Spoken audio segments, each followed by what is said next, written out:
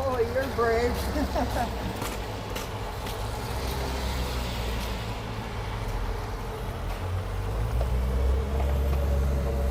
Yeah, 10-4, good buddy.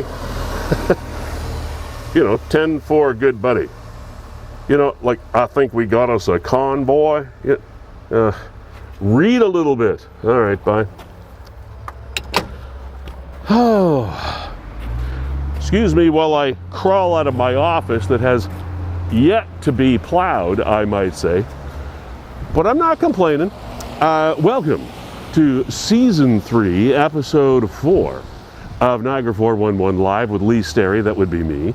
We are fueled as always and thankfully by Gales Gas Bars Limited, as well as supported by Performance Heating and Air. Thank you, Carlo and the gang. Also, Verge Insurance. Thank you, Shirks and Company, for continuing to support this program. We are, as always, executively produced and presented by WeeStreem Niagara. Kevin Jack behind the camera. We'll see him in front of the camera in just a little bit. And we are ensconced once again in the lovely window of Fiddler's Poorhouse for this episode 4 of this season. And yes, we're going to be talking about a convoy. Is it a convoy? Is it not a convoy?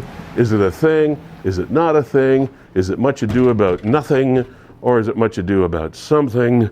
And after probably the best NFL game I have ever witnessed, or at least the most exciting, I don't know, pick your own superlative, I had to wear the gloves again this week. Man, what a weekend of football that was, and condolences to all of us Bills fans. Boy, what a game. Anyway, what a show we have coming up in about 30 seconds. Come on in.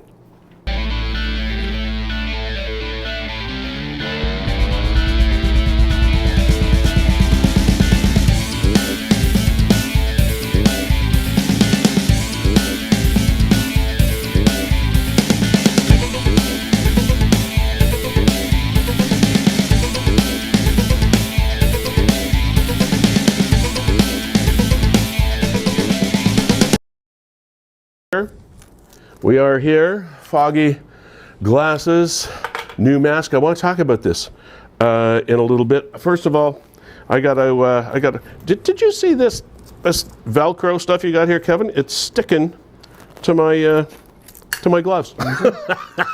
You know, Lee, every week I try and position the Velcro in such a way that won't happen, but that's funny. No, it's the it's the gloves. That reminds me of one of the funniest. Those must be Gabriel Davis's gloves, I because guess everything was sticking to those. You catch with one hand. It reminds me of a skit I saw on the old Carol Burnett show many years ago with Tim Conway and Harvey Korman and those guys. And it was just something that happens to all of us. And it was a skit that people had I had tears run down my face. They like trying to get something off that you've got stuck, and they put it here, and you're trying to get it. Like, those are the funniest things. Those slapstick comedy things, and that's what made Lucille Ball so great. Is she had this physical comedy knack for what was going on. So anyway, we're here. I got to plug that in so that I can hear our guests when they come on. Kevin Jack, ladies and gentlemen, on the right-hand side of your screen, co-owner, co-founder, and executive producer of this show from WeeStreem Niagara, Canada's premier streaming company. And we'll talk more about that as we go through the show. Now, it's been an interesting week. See this fancy mask? This is a 5-layer mask. So it's not the N69 or 5 or 20,049, whatever the hell the numbers are. Anyway, a place called More Than PPE. It's in an industrial mall on York Road, not far from where the Tim Hortons and the perfume factory and things are in St. Catharines. It's probably technically Niagara on the Lake. But anyway, More Than PPE. My wife and I are going to be traveling a little bit, so we got these things on a tip from someone else. They don't advertise very much, but we got 20 of them for $30, And they are going to be, I think this is the last day for this week. They're normally a business-to-business thing, like industrial suppliers. But they're selling these to the public yesterday and today. So we stopped by yesterday, and they come individually wrapped and everything else. We bought 20 of them for $30.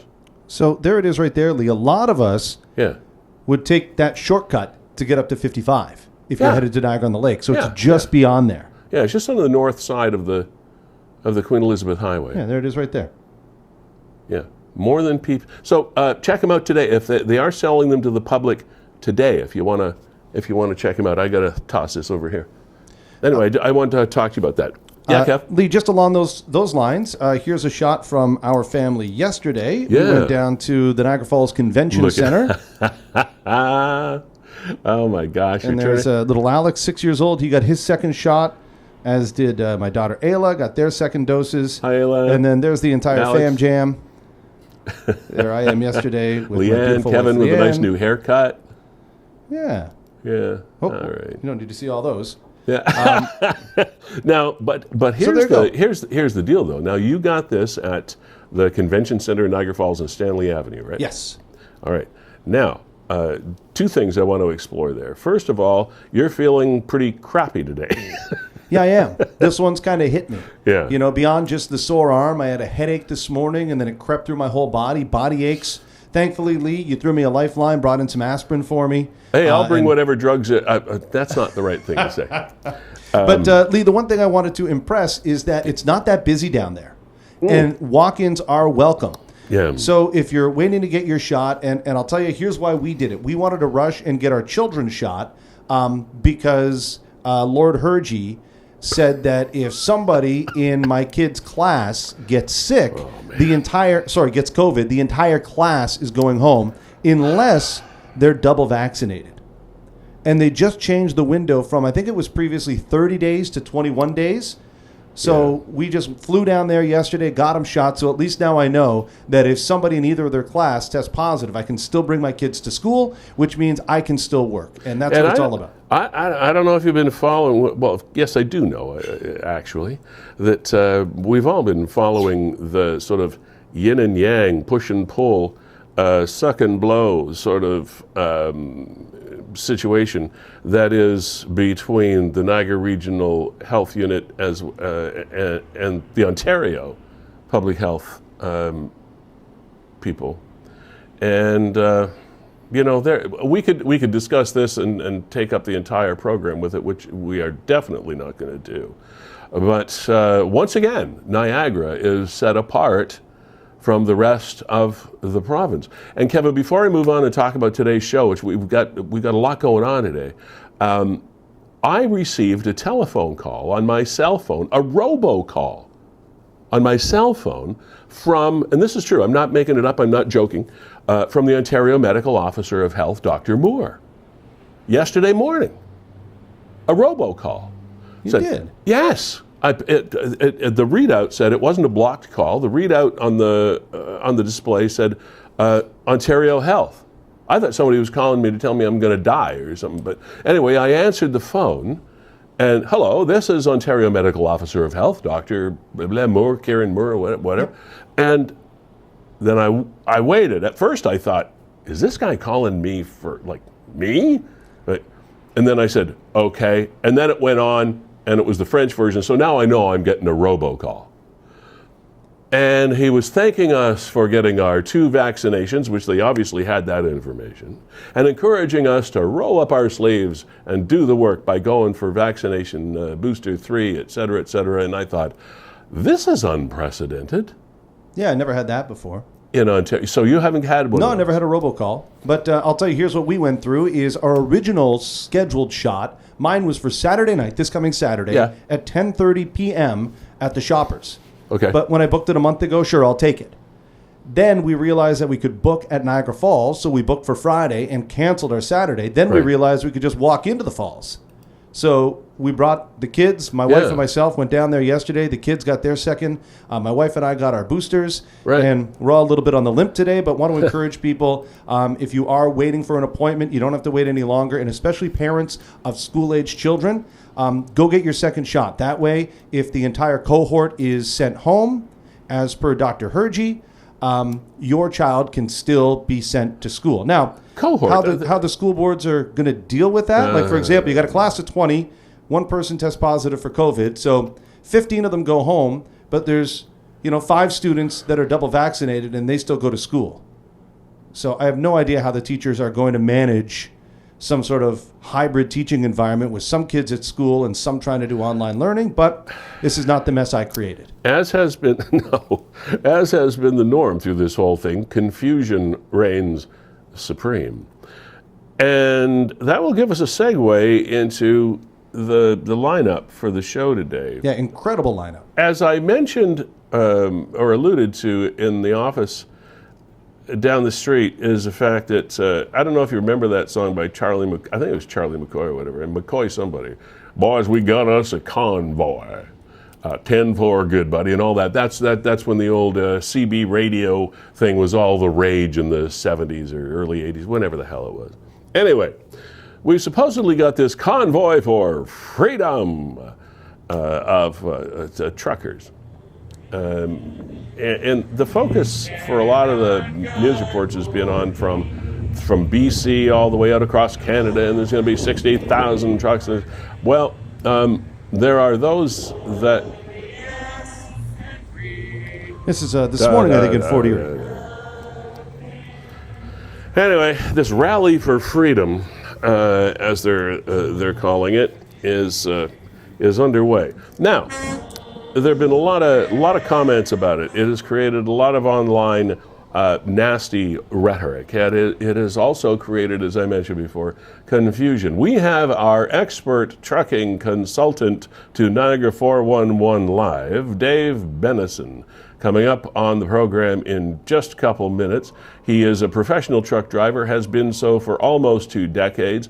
He works for Challenger Truck Lines, headquartered a little bit west of here, but he drives across the border between Canada and the U.S. every single day of his life, other than the couple of days a week and the weekends or whatever when he has off. And he's been with us numerous times. The last time we chatted with Dave, actually, it was because there had been an announcement. This is a couple weeks ago. There had been an announcement made that the truckers were not going to have to abide by the international travel mandate that had been put in place by the government. It was said it was sort of a mistake. Well, no sooner than 18 hours after we talked with Dave the last time, a couple of weeks ago, the government said, no. That announcement was made in error. Yes, all of the truckers crossing the borders between the United States and Canada are going to have to be vaxxed. It's a mandatory vaccination mandate. Well, boom, it just changed so incredibly fast. And since then, we have this convoy, this rally for freedom. These trucks that are supposed to be... The ramps are jammed, there's people everywhere. These are just videos that I'm picking off these of just various and Facebook. sundry This images. is right by that PPE building. It's right across from the outlets. And there were pictures today of people lined up on overpasses over the Queenie in Niagara. All kinds of people lined up on the overpass, but no trucks. So we're going to get Dave's take on this, which there has been a lot of angst, actually, created by this. There has been a lot of hard feeling because of, once again, polarized positions. Yay and nay, and what's the point, or what are they trying to accomplish? Is it good? Is it bad? Who actually is participating? How many trucks are actually in there? Is it being blown out of proportion? What actually is going on? I can have no opinion on it except for the fact, Kevin, I don't think they're going to accomplish a damn thing. I think the regulations are going to stay the same. I think the rules are going to stay the same. Oh, the other big thing, too, is, well, we have all of these empty produce shelves and grocery store shelves because of the mandate of having to be anti-vaxxed, etc. And any of the reports that I've seen, frankly, have not indicated that we have a grocery store issue. There's so many mixed and conflicting messages as has been happening. I know it happens on social media all the time, but the COVID thing and this rally for freedom has sort of accentuated the fact that nobody really knows who the hell's behind this thing. GoFundMe. I have never heard of the GoFundMe organization freezing funds until this issue has come up.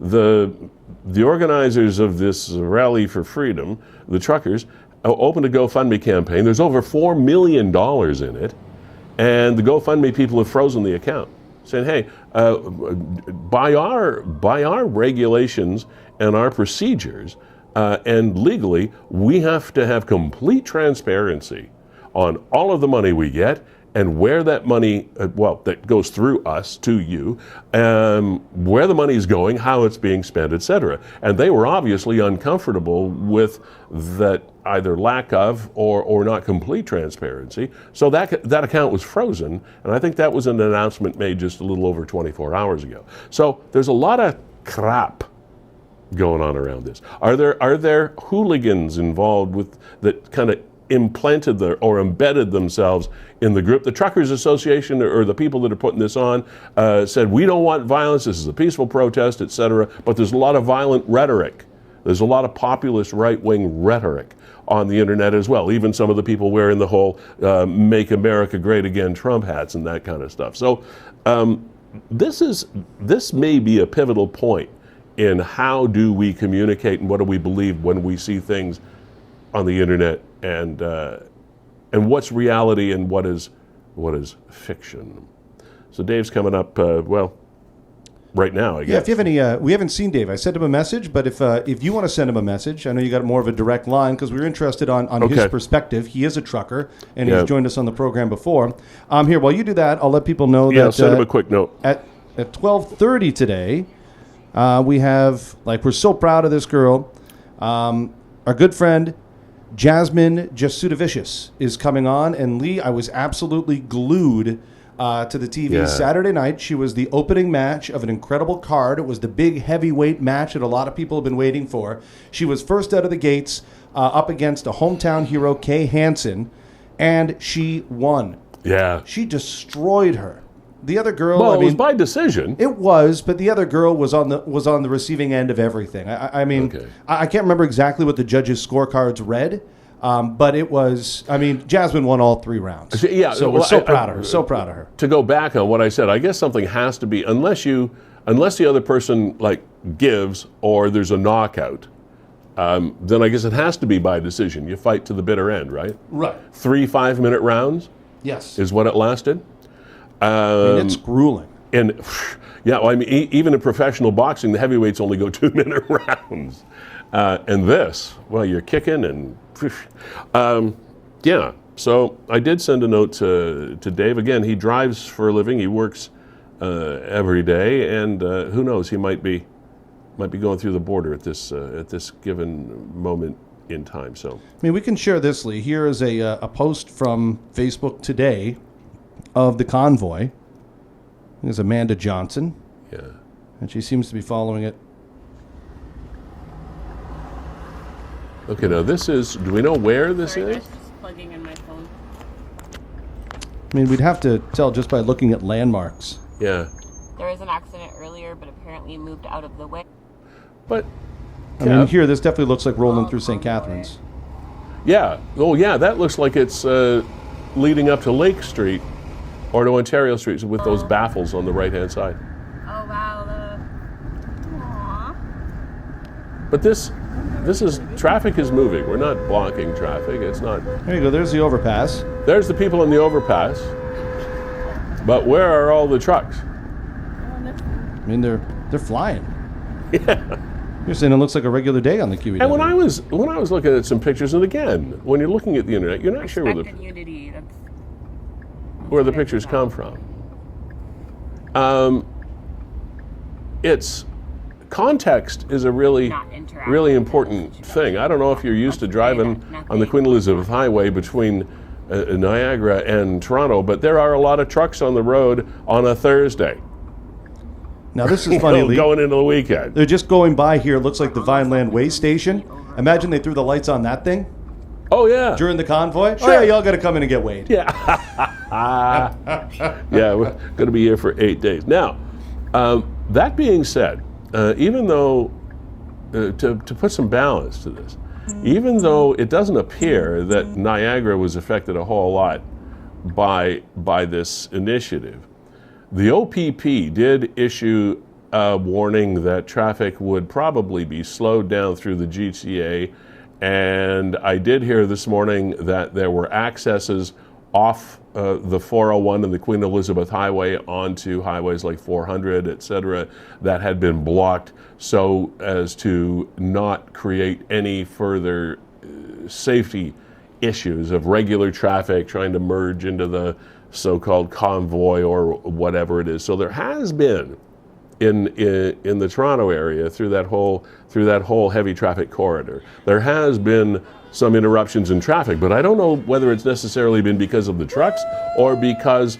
of the enforcement response to the potential of problems. If you get what I'm saying, and apparently you guys stay in the car.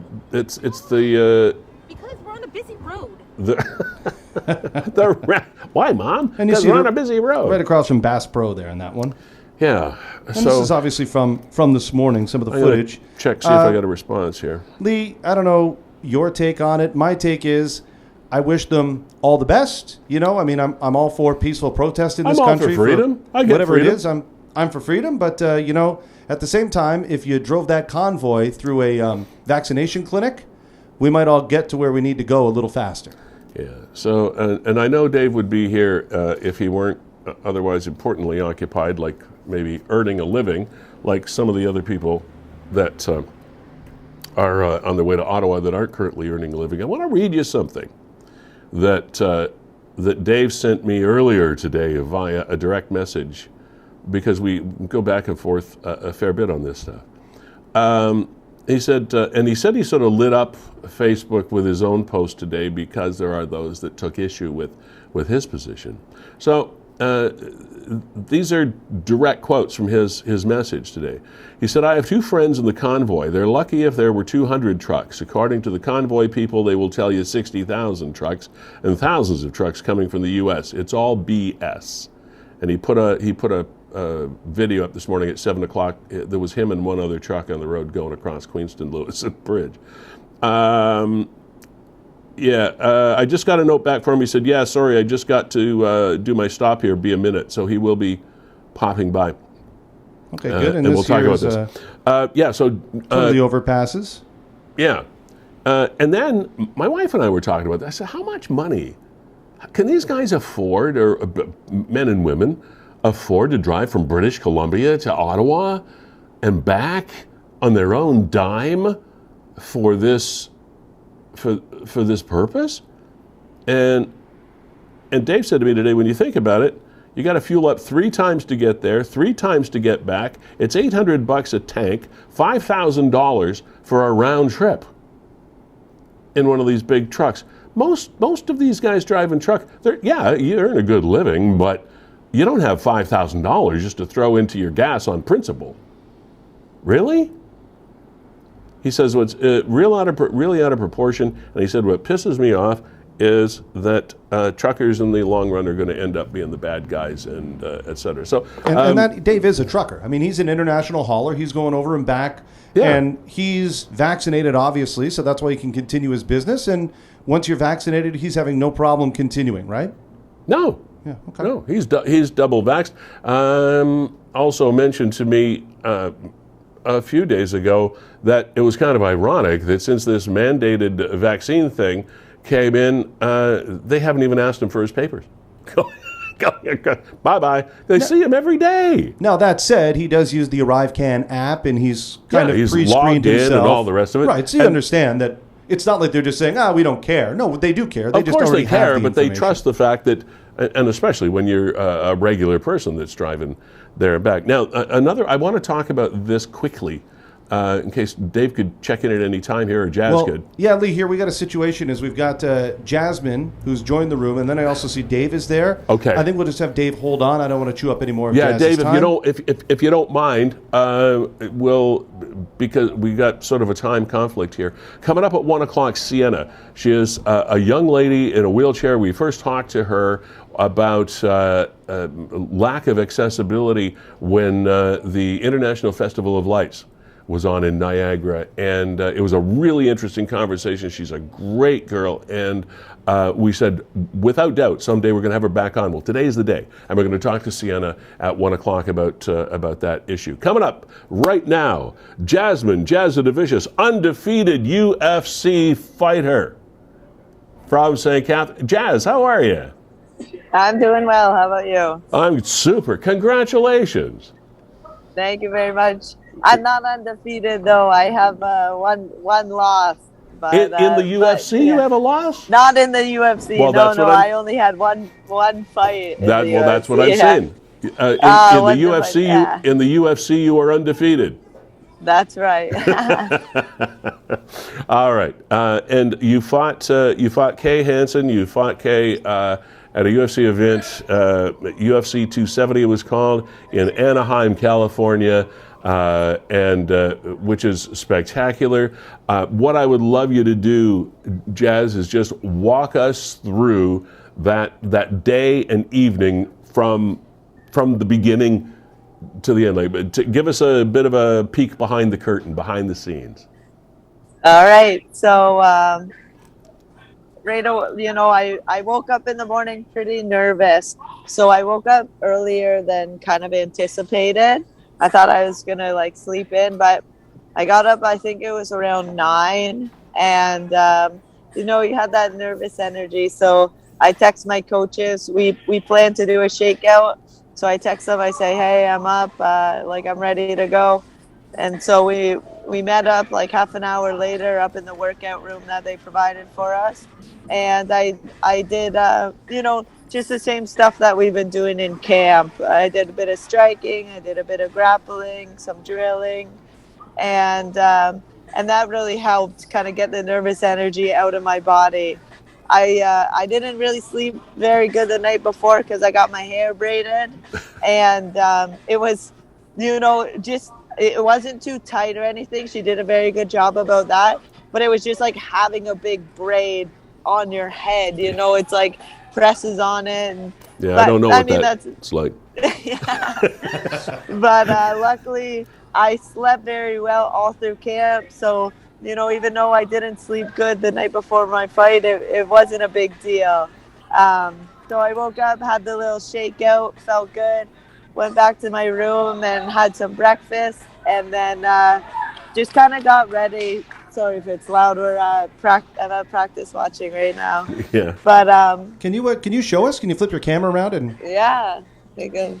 So that's what it looks like. This is where you work out and practice. Yeah. Now where's that, Jazz? Are you still in California? No, this is back at home at Niagara Talk Team. Those are all our pro fighters that we have getting ready for fights coming up, and they're working hard. We got a lot of talent coming up. Okay, so when you're finished the prelims and you sort of got yourself blown out, if you will, or opened up and kind of de-stressed a bit, what happens next? So afterwards, I go back, I have some food, and then I lay down. My coaches, they left to grab some breakfast and talk about game plan and everything. And they know on fight day I like a little bit of time on my own. So they left me in the room for a little bit to get myself prepared. And then I got all my stuff packed up. They came back, and then we got on the bus to go down to the Honda Center. We had to go down 2.5 hours early. And so when I get there, I have to do the testing for USADA to make sure I'm not competing with drugs in my system or anything like that. And so did that, and then started our warm up to get ready for the fight. And it was very similar to the one that I did in the morning. A little bit of everything: striking, grappling, drilling, and then getting ready to walk out. Okay, so it's now fight time. What time of day was it or night was it in California when you fought? I think it was around 3:30. Okay. So I was 3 hours behind. Did the UFC people talk to you at all, or give you any sort of direction or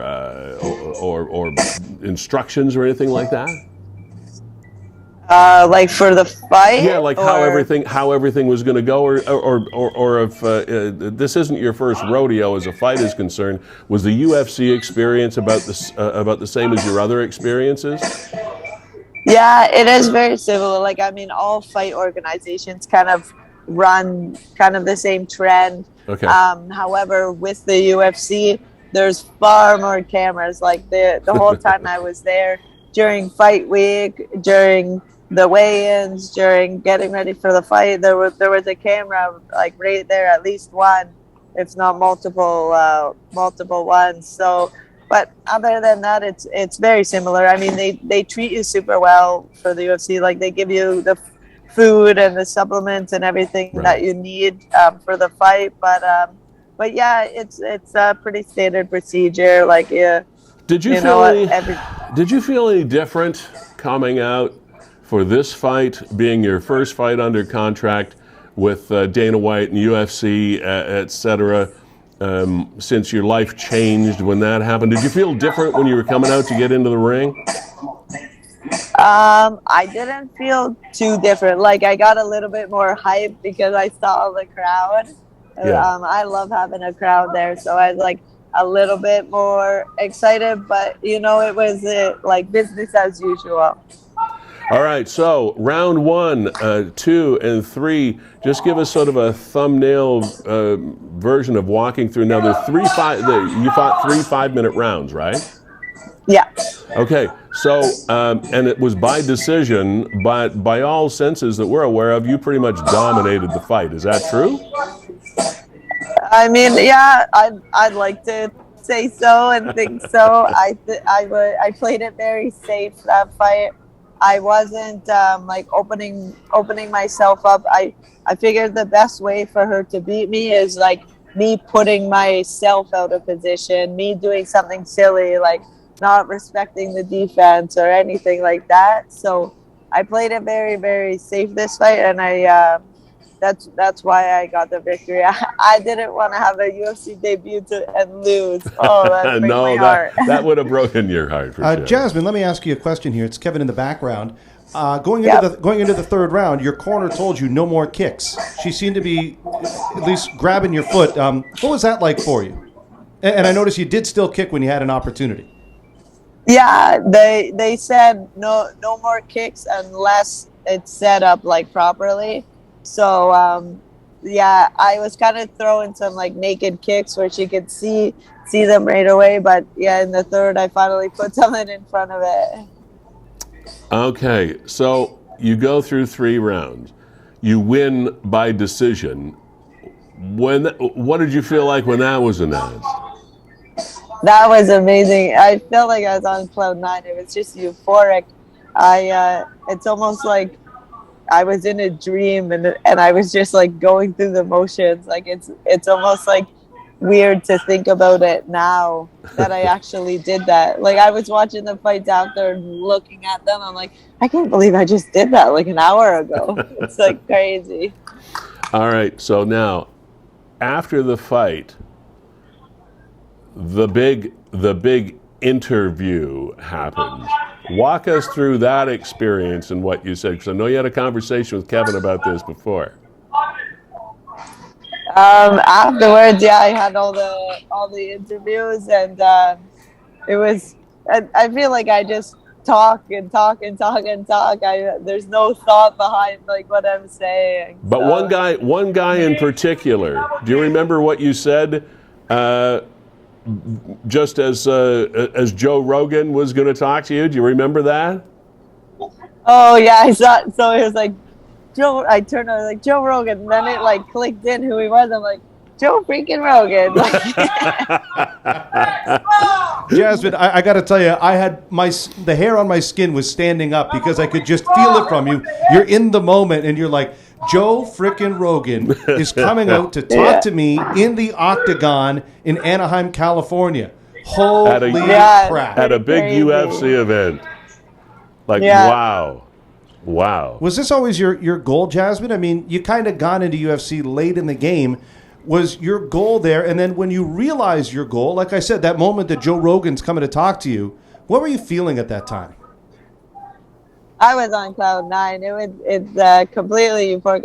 I wish everyone in the world could feel what it feels like to put your heart and soul and all your training, like literally like years work into something, and to see it fulfilled, it's like absolutely amazing. Well, you looked spectacular in that fight. It was obvious that your training and your dedication and everything had put you in the best possible physical and mental place to win that first big UFC outing, and we're so flippin' proud of you. What happens next? Okay, so you got the big win. Dana White gave you the contract with the UFC. You've had the ultimate prize of that great interview with frickin' Joe Rogan. What now? What's next? I'm not too sure what's next. I just got in last night, and today I plan on talking to my coaches to decide what. I mean, the world's my oyster, so we'll see. I don't know. Oh, that's awesome. Now, I know one of the last times we talked, you said you bruise really easily, and you often look worse than you feel after a fight, and it drives your mom nuts because she never wants to see her girl hit in the face, obviously, but that's your job. You don't look any worse for the wear. I don't think you didn't get too many bruises that night, did you? No, I took no damage at all. Like, you look great. I broke my nose like 2 years ago, and so anytime it gets hit, it starts bleeding. I didn't take any damage. I had like a little bit of a red mark right here after the fight, but it was gone an hour later. Wow. Nothing. It was wild. Well, we're definitely going to stay in touch with you, Jazz. And again, congratulations. I met your sister, by the way. Oh, nice. Yeah, we were at a local restaurant, and we were with some friends, and she came over from another table where she said, are you that Lee guy from Niagara 411? And I said, yeah. And she said, well, you talked to my sister. And so she introduced herself, and boy, your family is really proud of you. Oh, good. No, I'm glad to hear. She's so supportive. She's a sweetie. Lee, I just want to throw in, Jasmin, how cool it was not only to see, but you got a buffer there in the ring from Niagara, Ontario, Canada. Yeah. That was so cool. That cool. must have made you proud. I'm almost tearing up just retelling the story because I'd never seen that before in UFC.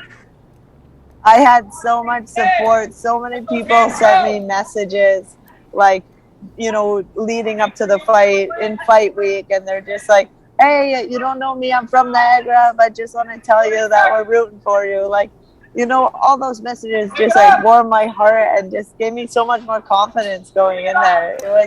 It was amazing the support I got from everyone. Well, you've probably figured out this is not the last time we're going to want to talk to you. So if you would just, we'll stay in touch. We'll follow your website and all that stuff. But anytime you get any information about what's coming up next in your what has started out to be an amazing career with the UFC, let us know, and we'll give it a push for you. All right? For sure. Okay, it's noisy in the background. Thanks, Jazz. See you later. Thank you so much. Bye. Have a good one. Hey, you Bye. too. That's man, it is just so wonderful to see people live and in person having realized their dreams. And I mean, that's just the first of, I'm sure, what are many goals that Jazz has in her world. But that is just so energizing for somebody to achieve that. Couldn't agree more, because when people do things like that, you can never take that away from her. It's like it's when always somebody there. wins the Super Bowl or you win the Stanley Cup. Yeah. Forever you will be Stanley Cup champion. Yeah. Forever Jasmin will be UFC fighter. Yeah. Victorious UFC fighter. And she can show people that tape and said, I did it. That's right. And that's so cool for somebody who, at the age of 25, got the itch through her boyfriend that, hey, maybe I want to step in the octagon. And it was one of those serendipitous things that, and she, as Kevin says, her boyfriend was involved in mixed martial arts, and she thought she kind of got maybe the bug that, hey, let me try that, and now look, phenomenal, and it's just such a wonderful representative of Niagara. I mean, she is a wonderful representative and spokesman for physical health, for mental approach, mental health, and like all those things that, and especially on the other conversation as well, being a female, it sends such a powerful message to young girls. Not that you want your daughter necessarily to be in a ring and get hit and beat up other people for a living, but it just is one of those follow your dreams messages, and that you can do anything you want to do. Fabulous. Lee, if anyone wants to come on the show, it's always wide open. Yep. We've got in the comments there's a Zoom link, and you can join us via Zoom if you want to comment on Jazz, if you want to send her some well wishes. Maybe you want to talk about the trucker convoy. Sure. And we've got Dave Bennison, who is himself a Niagara resident. He's a trucker, and let's get him on the show. Yeah, thanks, Kevin. Dave, hi. Thank you for being patient and hanging around. I know that your schedule is a little bit unpredictable, so we had to wait a bit and you had to wait a bit, but glad we got you. That's right. And I appreciate you hanging around. Where are you right now? I'm actually up in Burlington, and Okay. I was behind the convoy today a little bit. So, yeah. Yeah, that But was I wanted to say before we start, I'm wearing my hat because of you. So Oh, a okay. special hat, because I know you like these hats. I love those hats. Yeah, I posted a picture. Mine isn't as high tech as yours, but it's Yeah. it's What, that hat, my, Canadian World War II hat pin. It was, my friend Bob Sacamano, he sells those down in. does he? Here's a good Seinfeld reference. Oh, yeah, okay. All right. Yeah, Bob Sacamano called me. We got to talk. Anyway, So, Dave, you sent a little bit earlier. You might have seen me talking about it while you were waiting. You sent me a video this morning, sort of a tongue-in-cheek thing. Is here I am behind the convoy, and it was like 7 o'clock in the morning in Queenston, Lewiston area, and there was one other truck and you on the road, and That's right. and that was it. Now, first that of was all, the one other truck going the other way. Yeah. Yeah. Now, I wanted to bring you back because, and I did mention this earlier as well, the last time you and I chatted, we thought that it had Yeah, just... there was a little confusion there. Hiccup there. We both understood at the time that the vaccination mandate was not going to be enforced for back and forth truckers. Then it was right after this show, as a matter of fact, that it was then announced that announcement was in error, and yes, truckers that work internationally will have to be vaccination mandated. And so that changed the whole dynamic. And then this sort of rally for freedom thing got underway. So you work for Challenger, a big, successful trucking company located here in southwestern Ontario. Guelph area is the head office, but you drive for them every day. And so I cross the border every day, usually sometimes two times a day, Monday to Friday. All right, so let's play a little bit of word association here, and you can give me Sure. your impression of this. And we realize it's just your opinion from your experience, but you've been driving for almost 2 decades, so I figure you're a pretty good spokesman for this. 28 years. And, 28 years, almost 3 decades. Okay. Almost 3.5 million safe driving miles. Awesome, and good for you. And I know you've been recognized for that, so Yeah. so kudos to you for that. So a better spokesman we couldn't have. Let me just ask you. Well, I don't know. I haven't said anything yet. You might change your mind after what I got to say. No. Well, no, it doesn't matter what my mind is. I haven't been driving trucks for 30 years. So what do you think about this whole... First of all, let me ask you that. The big umbrella question. What is your personal impression of this convoy concept, this protest thing? Yeah. Well, this is my personal opinion. This doesn't reflect on my company. They have protocols and stuff they have to follow. Basically because they're a federally regulated company across Canada. Yeah. So they're represented by the Canadian Trucking Association and the OTA. Who speaks on behalf of them. So whatever they're saying, that's their involvement. So I'm speaking as myself as a driver, a guy that's been in it, and I can't say I've seen it all, but I've seen most of it at one point or another. And at first, to me, the concept and the idea, it's a great idea, but I just don't like the way it's being handled. And there's a lot of and this is on both sides. There's a lot of misinformation on both sides, and I just wish when you're going to do this, do it honestly. Give honest numbers. Give what I mean. What exactly is going on, and that's what sort of I got a little upset and tongue in cheek because I see all these numbers about what's happening, and a lot of the stuff that you're seeing happening is day-to-day stuff that happens every day. So we see these big lines of trucks, and I had talked to this a couple times. There's thousands of trucks that go through the GTA every single hour, and it doesn't take much to make it look like there's a big convoy, and so that's what what I mean. It was skewing the numbers and stuff. And hey, look, if you can get 100, 200, 500, 1,000 truck drivers to actually agree on something and go together, then more power to it. But when you're starting to skew the numbers and saying that there's 60,000, trucks coming, and there's thousands of trucks coming up from the U.S. and that's where I start to, what I mean. But that's actually not the reality of what's going on.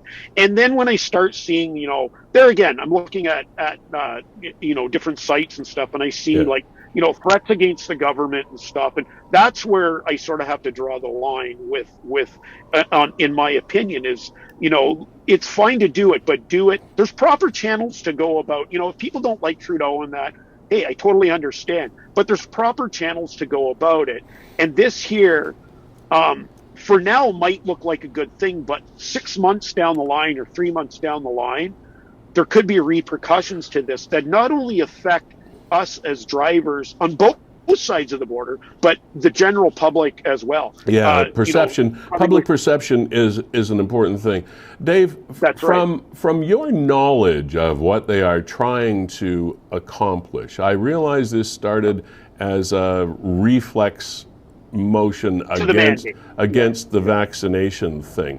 But if what is your understanding of what they're really trying to do? Well, see, and that was the initially from there again. What I understand is that it was sort of a pushback to the mandates for vaccination. But as it's been said, 90% of the truckers out here are already vaccinated that are crossing the border anyway. So most of the guys that are crossing are already set up to do the stuff. So we're basically talking about a 10% portion. And if you take that 10% that aren't vaccinated, that 10% isn't crossing the border anyway. There's probably only 2 or 3% of that 10% that actually crosses the border. So it's a minute amount of drivers that that are pushing the pushback. And so then it got into yeah, into, well, now it's a freedom rally for all Canadians. And Yeah, right. because the other thing really doesn't fly with me. Most of the drivers are vaccinated. And really, people are going to say, "Oh, you're a robot for saying this and stuff." Well, I say, well, they did put the chip in me when I got the double vax, right? So I can't blame myself. I'm blaming the government. All right, so because I got the chip, right? I get that. You drank the Kool-Aid and all that stuff. That's right. Yeah. So it's not my fault. So if I'm reading between the lines here, it's most of the truckers are already double vaxxed that cross the border because and you have to have that ArriveCan app and all that other stuff, and that's been going on for like the last couple of months or so. Almost a year. Actually, ArriveCan's been around for about a year now. Okay, and but we didn't the have to last do couple it. of months it changed. Yeah. No. So you're boiling this down, and those are good. Those are interesting numbers, and I know it's not statistically proven, but you're saying maybe 1% to 3% of all of these people that are upset about this actually go back and forth across the border. So. Do you feel that there are some sort of alternative agendas at work here from somewhere? Well, and that's one of the things, when you start seeing like who started this movement, right? Yeah. It initially wasn't even started by somebody in the trucking industry.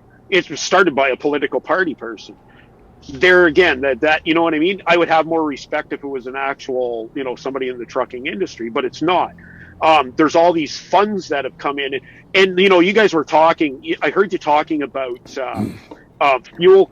Who's going to pay for this fuel? So I want to give you a little number here, Lee. A truck coming from BC to Ottawa, we calculated it out. You'd have to fill up about 3 times. Yeah. A tractor trailer, an average fill up is going to cost you about $800 to $1,000 at the fuel rates now. 3 times. That's $3,000 one way.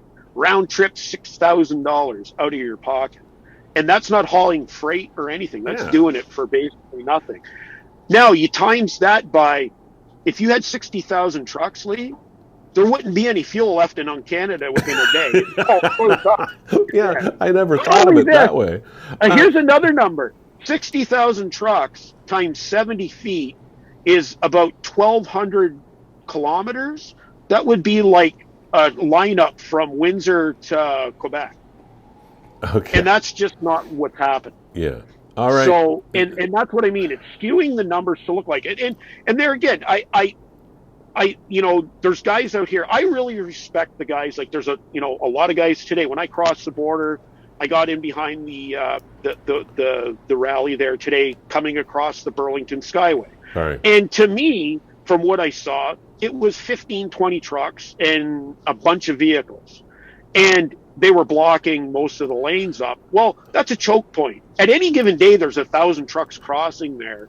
And now it looks like there's thousands and thousands of trucks, but really 99% of those trucks are just guys doing their everyday job. Now, let me ask you. Those are the guys that are. Let me ask you this. I know you don't do this right now, but I know your route used to be up past the GTA. You used to do a GM run up to Oshawa every day. So you're used to driving through the GTA. Now, and the Ontario Provincial Police announced today for people to give themselves more time because traffic could be slowed down. And the police themselves actually closed some access ramps. And they did, and I saw that today too. What do you think? What do you like? Are they making a big deal out of it that they shouldn't, or was it the right thing to do? What do you think? Well, it was the right thing to do because the reason why they closed the access ramps because they were full of pedestrians coming to support the people. So you had like the one ramp that I saw, there was pedestrians all on those access ramps. Well, you got to do something. So is it kick a whole bunch of people off the highway, pedestrians, or close the access ramps? And people do have the right of way to do that. So it was the safe thing to do. Was it inconvenient? Yeah, like for me, for I had to come in Burlington, I actually had to take a different route because I couldn't get off the access ramp. But I just went to the next one and did my business. A couple more questions for you, and then Sure. we'll kick you loose to do your day job. Yeah. Who or whom are the people actually taking part in this? Now, I know you're not speaking on behalf of Challenger, your company, and we appreciate Challenger, Dan, and the people there for giving us access to you. But and I'm sure a lot of other major branded truck and transit companies in Canada aren't taking part. Maybe some are. Like, well, no. I wouldn't think that the major branded trucking companies are taking part in this. No. So these are all most independent. of them are independent or owner operators. Yeah, the majority. Now there are going to be a few smaller companies that are in this, but like I said at the beginning of this, is that federally regulated companies, although they're not restricted from being involved in like a strike action or causing, you know what I mean, protests like this, it's usually not frowned, it's kind of frowned upon, right? And so the larger companies, they that's why they have the OTA and they have to be their spokesperson, their lobby group. They lobby and spokesperson. They're paid. They're a paid company to do that. So that's why they do that. So the majority are independent. That are independent. Yeah. Okay. So one more issue that has been bantied back and forth, and again, I think there's misinformation, probably on both sides, and that is the supply chain issue. The fear-mongering of the people that organized this rally for freedom is that these restrictions are going to stop the supply of necessary goods. We're going to have empty grocery store shelves, and we're going to have all these massive supply chain issues. And then the other side says, maybe the shelves aren't stocked, but as quickly as normal. But that's not really a trucking thing. Yeah, there is reasons for that. And of course, we had a major snowstorm that hit the Northeast, last week. No kidding. So that's causing a lot of the supply because ships and stuff are tied up in ports. There's been bad weather in other places. A lot of times the weather affects the shipment of goods. It's not really, you know what I mean? That's what I mean. At 90% of the people crossing the border, and it's even less than that, because like I said, about the 10%, and you drop that down, it's really a small amount of people that this would affect the supplies chain. It's not, there again, there's so many factors that come into, and it's wintertime. This time of year, you're not going to get the things you normally do, in a thing. And we are going through a pandemic. It's been like this for the last, 2.5 years, right? But, I've heard different things where different stores will have, some of them will be out of stuff, some of them won't. But there again, it depends on where their supplies are coming from. But to draw, so let's close with this. Is it valid to draw a parallel between truckers having to be double vaxxed with the mandate and supply chain? Is there a connection there, or is it all just smoke and mirrors? That's what there is no connection. And that's to me, in my opinion, I think there's no connection. I don't see it. I've never seen anything, like this, but we're in a different time too. But with the connection, I just don't see it. There's just so many other factors that play into that. And when you're dealing with a small percentage like that, if it was the other way and it was like 50, 80, 90%, then yeah. But when we're dealing with such a small number, that's where I just think we're pandering to such a small group. And it's, the repercussions aren't going to be today or tomorrow, but it's 6 months down the line that we're going to see repercussions to the trucking industry. And there again, I hope these guys that are doing this, they respect the rules, they stay safe, and that they don't cause any problems that, we don't want to see what happened in Washington, you know what I mean, last year. We don't need I don't think it'll come to that. I don't think that. Well, as I was mentioning to Kevin before, in any of these rally situations, There always seem to be people from outside the core group. Like they could be non-truckers, they could be political activists, they could be anybody that just want to stir up trouble because they see an opportunity, and it's got nothing to do with the truckers. Yeah. So this is what we got to be careful about. Yeah, it is, and you know, and I also say too, you know, we're the freedom rally. Well, to me, the freedom and the people like I think that are going above and beyond are the people like the nurses at the hospital. These are the true heroes. Like everybody says, you know, these guys are heroes for doing this. I don't see it. I see the people that are heroes are those people at the hospital who've been there 24/7. You know, they're dealing with this this entire pandemic, which, you know, some people think isn't going on, but you know, I'll tell you, my son has a girlfriend down in Texas. She's a nurse at a hospital, and like people have been just dropping that we don't even hear about. And she says and she's had COVID twice and gone through it. If she didn't have the shot, she probably wouldn't be here to talk to him now. And that's the one thing I got to get across is, you know, people say, you know, well, the COVID shot isn't a cure.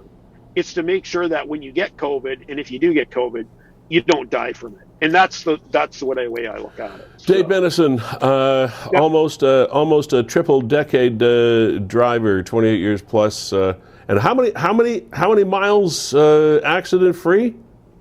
Like I'm at 3.5 million, somewhere around there. So I used to do long haul, but then I came off the road, you know, 10 years ago. So well, everybody has a family. Everybody has a family. Anyway, thank you. We thank your company Challenger for allowing you to come talk to us.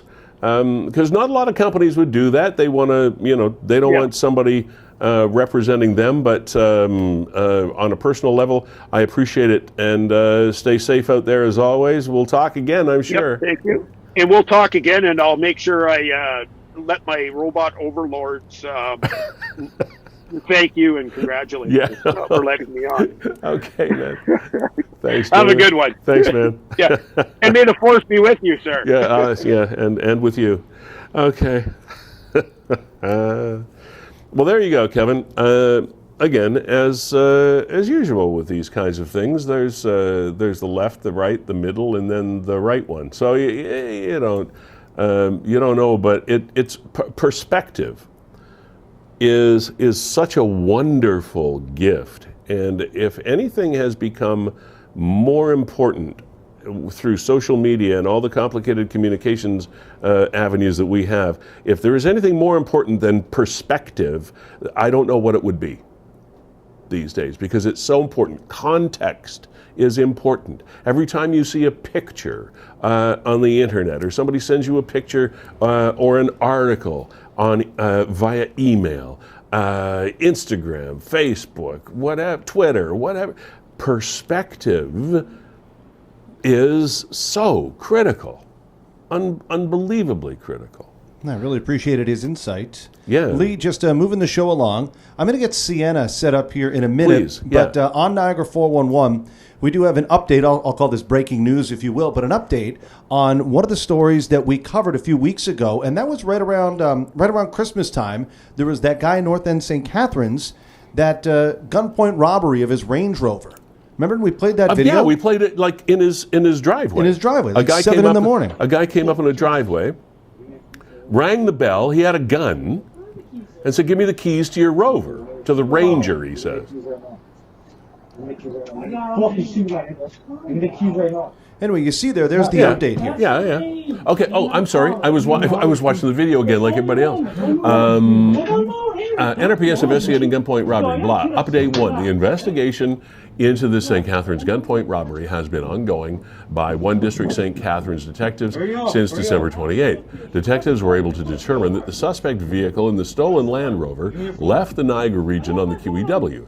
The stolen Land Rover was located and recovered on January 3rd in Toronto. Further investigation has identified the suspect in the video seen holding a handgun. As detectives attempted to locate the suspect and arrest him, they learned he was already in custody in a Toronto area detention center on unrelated charges. Goes around, comes around. Glock handgun used in the robbery has been recovered. Good news there. On January 27th, at a court appearance, Anthony Das, 22 years old, North York, formerly charged with the Niagara Regional Police in relation to the December 28-21 St. Catharines robbery. Das is charged with the criminal offenses of break and enter, disguise with intent, carrying, transporting, and firearms, etc. A lot of firearms charges. Possession of firearms, a lot of firearms things. So the investigation into the identity of the second suspect, I was going to ask that question, remains ongoing. Anyone with information about this incident is asked to contact detectives at the usual number. Members of the public who wish to provide information anonymously can contact Crime Stoppers as per usual. So good, they got that guy. But then the other one, he tosses the keys to somebody. Now this is 7 a.m, Lee. Yeah. But the guy's... It's crazy. I'm just glad they made an arrest. The man in the house is yelling at the guy. He sits on like, my wife and kids are upstairs. Yeah, but he's yelling at the guy almost...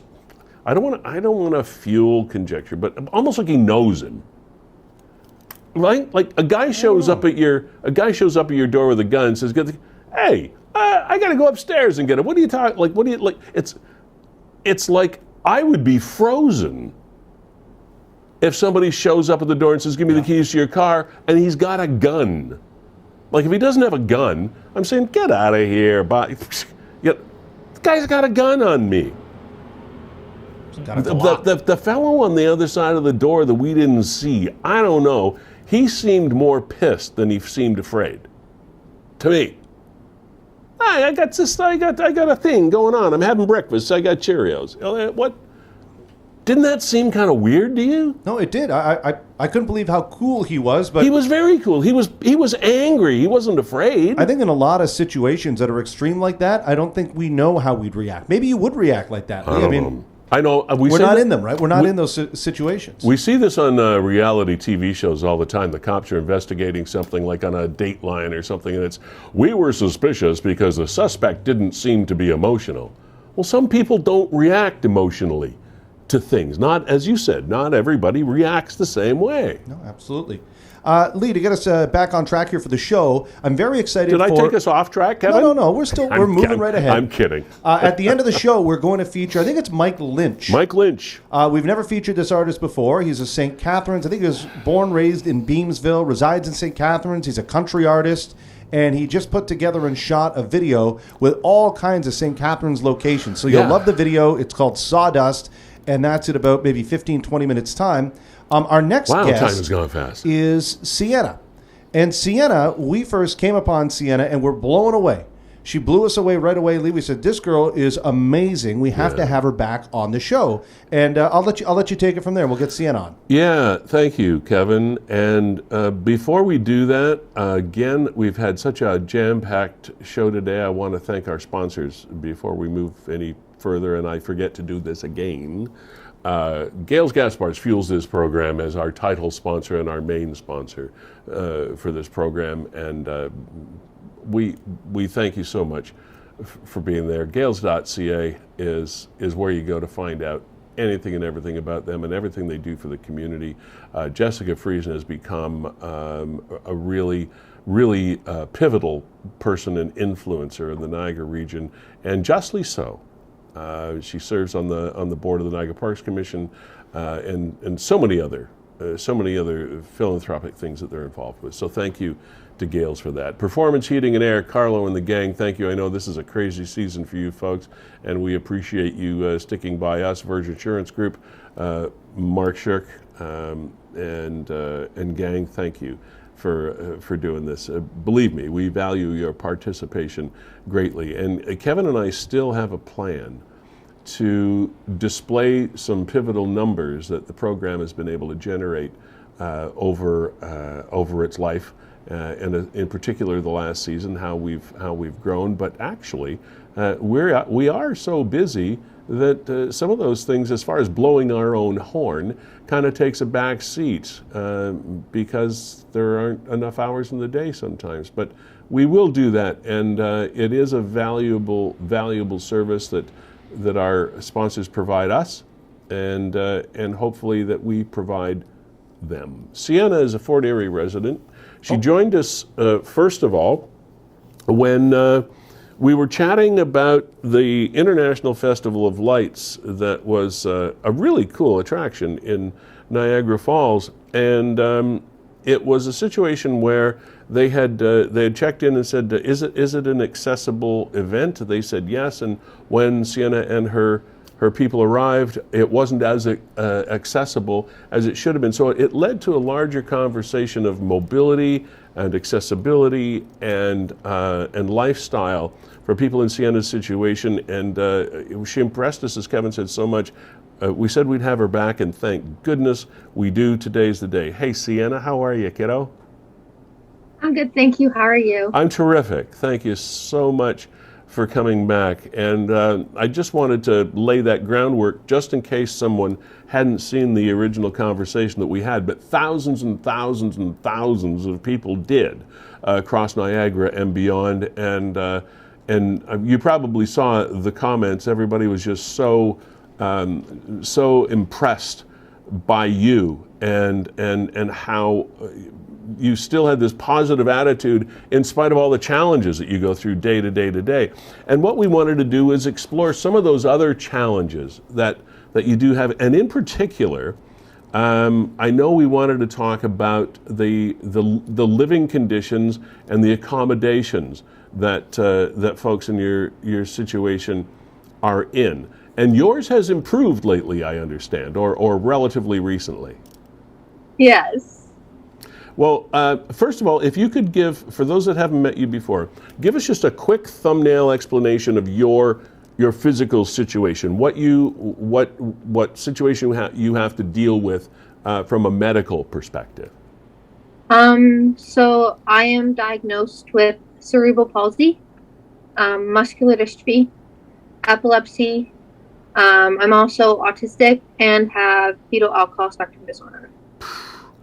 Okay, so that's a few things to deal with. Yeah. Well, hearing, so.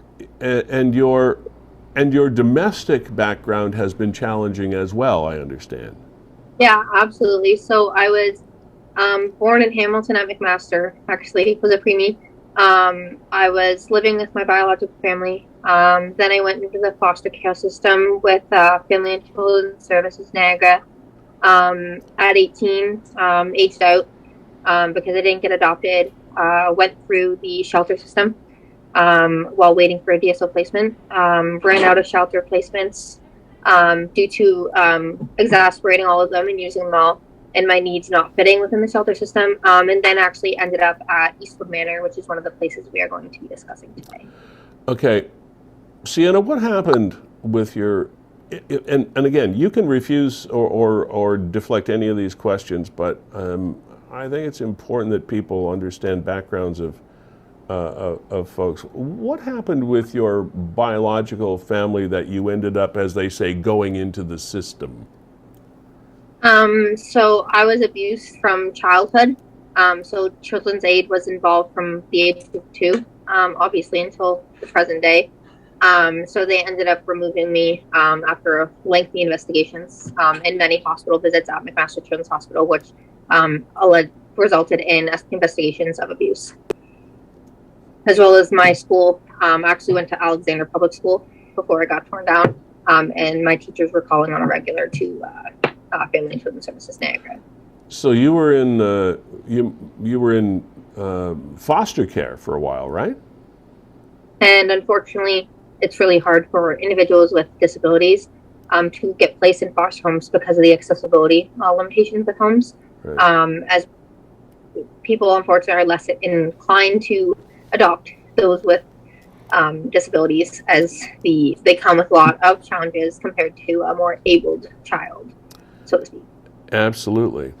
And so with that, and I know there's a lot more that we could explore, but with that knowledge, maybe we can draw a parallel now to where we are. And one of the big things that you want to wave the flag for are the accommodations and the living conditions of people that are in your situation in your community. Let's call it that. And so explain to us how that goes. You live on your own. You are independent. And you have funding, etc. But you were in some pretty unpleasant situations at the beginning. Yeah. They were not ideal conditions. Actually, I'd go as far as to say inhumane when I aged out of care. It's the places that do exist in Niagara that I want to bring light to. They aren't people don't necessarily know about them and the reasons for people ending up in them. But I actually got very lucky with services from the Niagara region, such as Bethesda. I have an amazing behavioral consultant from there who advocated to get me expedited on the DSO list for appropriate housing and supports. So I actually live on my own in Port Colborne, but I also have around-the-clock support one-on-one, which she also. Now, and the funding comes from the province to help you support yourself? So Developmental Services Ontario funds my staffing, but they also fund a separate portion of pool of funding to allow for me to do fun activities. But this specific to provide my paper staff to be with me around the clock due to my medical conditions to assist me with my daily living. Obviously taking me to a bunch of my appointments, making the phone calls, bathing, showering, all the personal care, whole 9 yards, and obviously to do fun activities with me because it's not safe for me to do them on my own. You sent us a few pictures of your previous living conditions, and from what I understand, the money that was part of the grant that helped you to live in this facility didn't leave you much more to live on. It basically just paid your rent. Is that right? Yeah. So the funding, obviously, that allowed for that wasn't like through Developmental Services Ontario. That funding was strictly from ODSP. Yeah. So what happened is the rent to live there, hypothetically, all inclusive, it was $150 to live there. ODSP checks are $1,169, so it left me with $16 to my name every single month. How much? 60 or 16? 16. Yes, to you. Absolutely. So once you take all the expenses away, 16. We were showing some pictures. We are showing some pictures to our audience right now. Sienna, we saw an rusty old heater, and then some other things. There's a bathtub nobody wants to bathe in, and some other things. So that was the previous. That was the only kind of facility you could afford to live in. Not just a go to, because unfortunately, with my level of needs, the shelter system was not capable of caring for me. So that's why I ended up there. So actually, the YWCA was funding supports, but like the region, Niagara region was funding it while living at the Y for me, like my 16 hours of support. But it became no longer feasible financially for the region to fund. So They just shoved me in a car with one of my workers and had them drop me off there. Okay. And then at the YWCA. So what then? We also saw a shot of a fire inspection log that showed that there had been a long period of time between inspections, et cetera. So, and for someone with the special needs and the situation that you're in, you would think that these things would be even more frequent as opposed to less frequent. But this is what we had. So what happened? What changed, Sienna, that has allowed you to, improve your lot, improve your location, et cetera? What changed? So what happened was I was on the DSO waiting list around since I was 18. but unfortunately, the DSO waiting list is you can wait 20, 25 years. So there is, unfortunately, 20, 25 years? That's the average wait time because the government isn't building any more homes for individuals to go to. So we have children who have adults who have been on the DSO wait list since 18 and they're still waiting, and they're like 30 years old and beating up their 60, 70-year-old parents that are trying to deal with these behaviors and the support needs that they have, and there's not adequate support. So with regards, there's two separate wait lists. There's a standard wait list, and then there's called which is called the ministry wait list. Mm-hmm. So a ministry is a top prioritized clients who are waiting, who are in more life endangering situations. Obviously, based on these photos, it was very dangerous. I was actually not being medicated, and because of my epilepsy, it was very dangerous. I was ending up being transferred all the way to Toronto to get me stabilized. The fire alarm system actually doesn't even work in that building. One of the residents actually set a mattress on fire. Wow. So it's the problem is people come to facilities like this for all different walks of life, no fault of their own. So while I was living there, a child, someone who had just turned 18 and was coming in there from Family and Children's Services Niagara. We have people with addictions and mental health issues, people whose families could no longer handle them, and they ended up in this home as well. And it's public health has been investigating. Police are always on site. The unfortunate thing is the owners, they're real estate agents in Toronto. They want to line their pockets the best they can. They food bank hop, and I actually cannot eat rice, and every single meal was rice mixed with frozen veggies.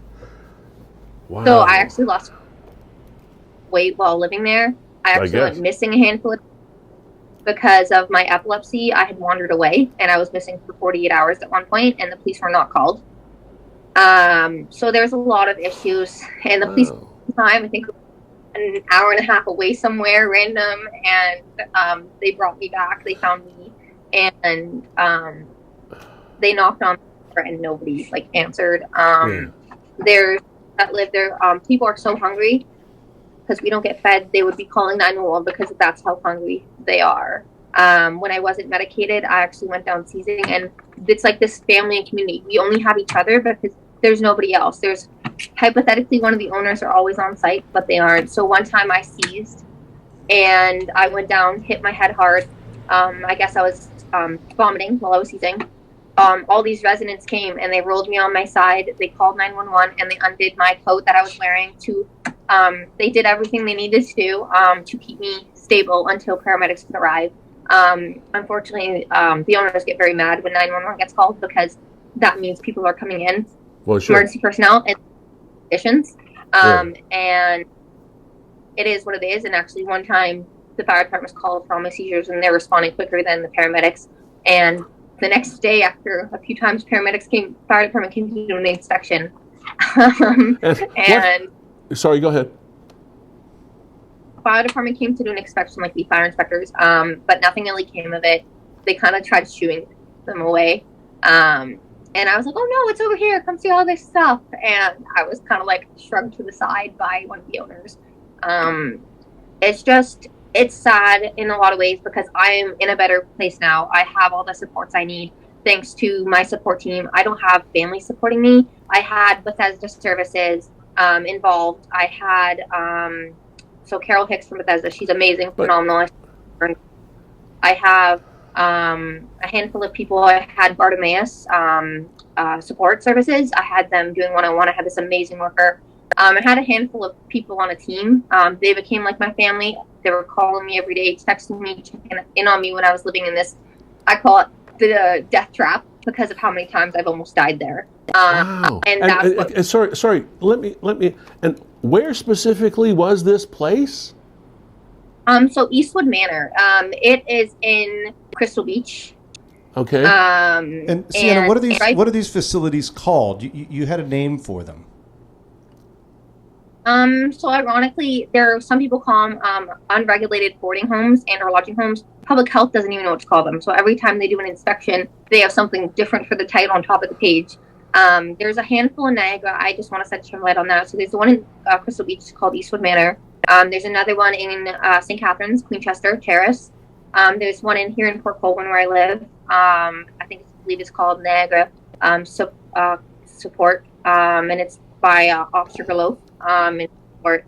There's so many more, and unfortunately, the community. When I was living at Eastwood, I had a bunch of seizures, and I was rushed to the hospital.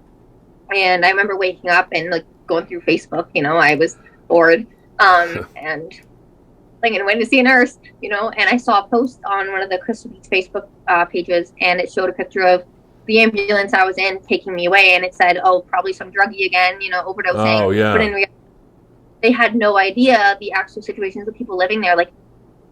And a lot of these people don't do drugs; they have mental illnesses, and we're just tossed away. Society just tosses us away. They kind of forget about us in a way, and unfortunately, a lot of people have the developmental disabilities, and it's places like these that are taking advantage of the misfortunes of people in society and whatnot. So Sienna, how many? I realize this would be a guess on your part, but you mentioned already 4 different facilities, sort of like the one that you were in. How many people would be living in this substandard environment every day? So in the building I was in, it was 20. So you take 1,000. So take $1,150 times that by 20. Then factor in that they're not buying us any food. They're going food bank hopping to save as much money as they can to line their pockets with. And that's where it's we had no heating, no air conditioning when I was living there. No heating or air? No, it was. And I mean, it was Sienna, it seems almost criminal. Like you're saying, a lot of people are on ODSP that are living here. They know exactly that your check is $1,169, and their rent is $1,150. Now, again, that's room and board. But they're leaving their residence with nothing. But again, she couldn't eat what they were. I know what they were providing. And I'm sure everybody is in. Wouldn't you want to at least go buy yourself a bag of chips? Are you kidding me? People see the problem. Sienna, I'm sorry, you're blowing our minds again here, because, for example, if I were to move into a place like that, if I fell on tough times, and I were to move into a place like that, I am a fully able-bodied person. Yeah, call me a senior or whatever, but I'm a fully able-bodied person. I can get my own food if I want. I can get, I'm mobile. I can do so. Instead of having fewer opportunities to live a good life, you should have more than the average able-bodied, as we call it, a person. It's completely opposite to what it should be. Exactly. And the way they get us people who end up in these situations having to live in these conditions is they know how much a check is. So then we're not able to save any money to get out. So we're stuck. We have no other options, and unfortunately, the mental state of while I was living there for the year, and we honestly, none of my team knows how I managed to survive a whole year there. I wasn't even able to be bathed or showered because my occupational therapist deemed it too unsafe. So the only way I was getting clean was we were wiping me down with baby wipes. That's all we could do for. I mean, Sienna, we showed that picture of that resident, that bathroom and bathtub. It's useless for you. And yet the facility you're in now, it's the Cadillac, like where you are now. So I want people to understand that there is a light at the end of the tunnel for some people. But they all should be that way. I know, but she said 20-year waiting list for some of these people to finally get into a situation that is right for them. And Sienna, I'm so thankful that you are in that situation. She's got a great apartment, a great care system around her. She's got an accessible bathroom and all that stuff. To see where you were living and you were paying 99% of your income just to pay rent there. All right, so Sienna, before we have to say goodbye, where does this may seem like an obvious question on my part, but I want to hear it from you. Where does the responsibility for this lie? At whose feet does this responsibility end, in your opinion? What needs to be done by whom? I would say, unfortunately, these facilities are unregulated. They're operating through loopholes. The police are aware of the homes. They're trying their best, but due to loopholes, their like hands are tied. I mean, public health comes in and inspects all these places, all of them. And despite always failing them, they never choose to shut it down every single time. Every time they get inspected, there's no compliance. They are failed every single one. And unfortunately, the only people that I would say have some power would be like emergency services that keep going through, because the fire stuff isn't working. The public health has come through, but there's just so many loopholes that they're able to get away with it. It's just really sad that there are individuals in society who take advantage of these individuals who have these misfortunes, oftentimes no fault of their own. Like some of them came from hospitals because they had a stroke and they could no longer do the stairs in their home, and their families just dropped them there and ran. It's just really unfortunate. Some needed the same support level I did, but they didn't have a support team to access it. I didn't at first either. Carol Hicks pleaded with her boss at Bethesda to allow her to stay on my case and advocate on my behalf, because there was only me. And I mean, people within the DSO, they have parents fighting for them. And when someone's making noise, typically something is bound to happen earlier, like Parker Kerman in his case when he was living in the St. Catharines Psychiatric ICU. He got placed around the same time I did, and he's young. What should we do? What should we? I would say. What do we do? How can we help? I would say, as a society, maybe acknowledging these people. Living there, I was degraded, knowing I would just walk out of that building, and the neighbors, the people in the community, they just knew you lived there, and it's kind of so there's a really there's a stigma attached to this. There's absolutely a stigma, and then okay.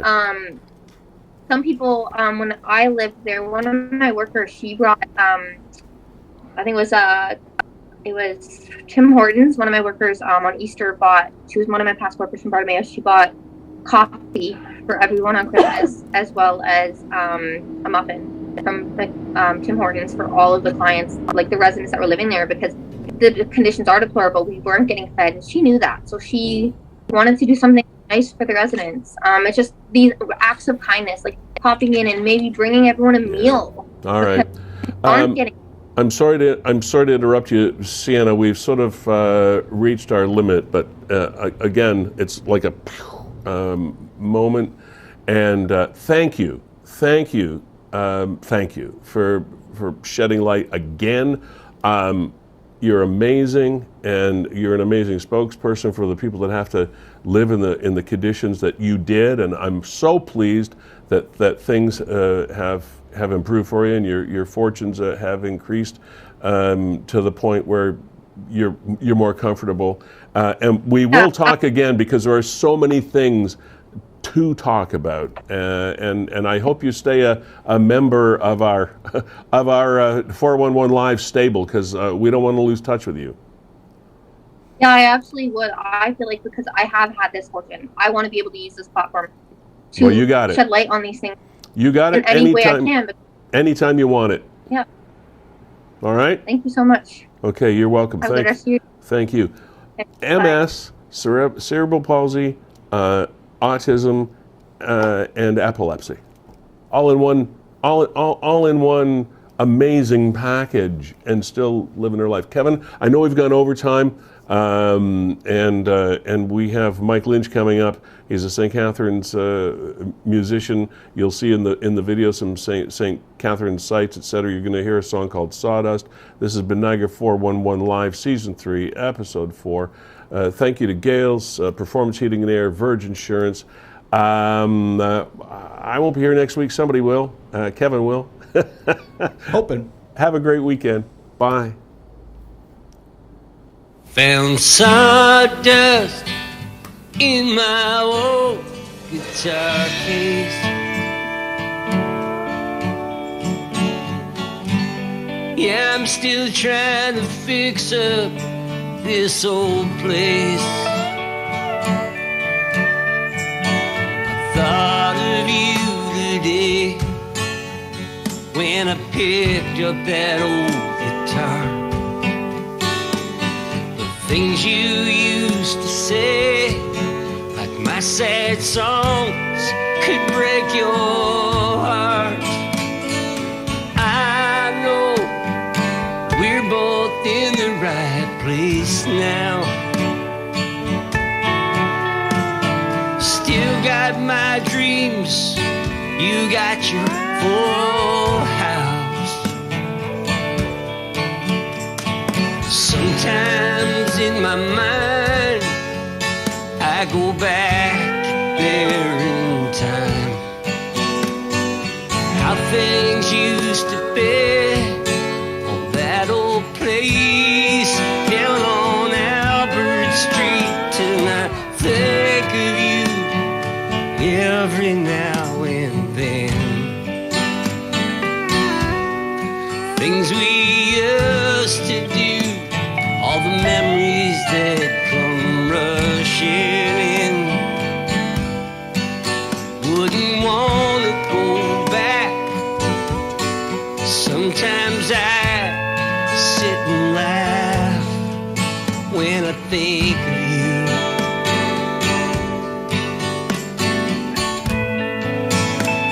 Baby, I still think of you.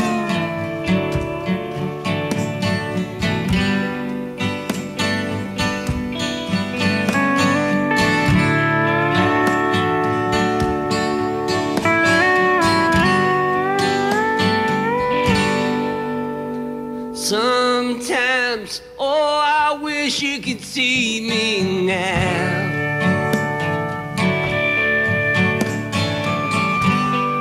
Yeah, I got a couple things finally figured out. I know it's way too late. I'm not trying to fix anything. Just wanted you to know you're still with me in my soul, and I still think of you every now and then. Things we used to do, all the memories, they come rushing in. Wouldn't want to go back. Sometimes I sit and laugh when I think of you.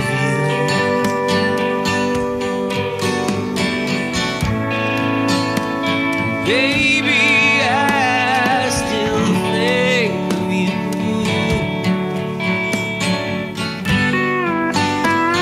Baby, I still think of you.